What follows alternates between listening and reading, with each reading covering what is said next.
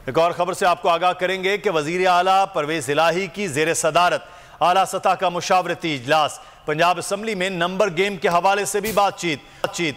Opposition के हर गैर आईनी हथकंडे का भरपूर मुकाबला करने के आज़म का यादा।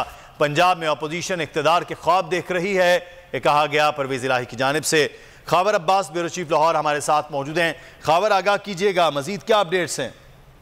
वज़ीर आला पंजाब चौधरी परवेज अली की जेर सदारत इजलास हुआ आला सती, जिसमें स्पीकर पंजाब असम्बली इफ्तार खान, सूबाई वज़रा राजा बशारत और मियां महमूद रशीद ने भी शिरकत की और बामी जितने भी दिलचस्पी के अमूर हैं उन पर सियासी सूरत पर तबादला ख्याल किया गया।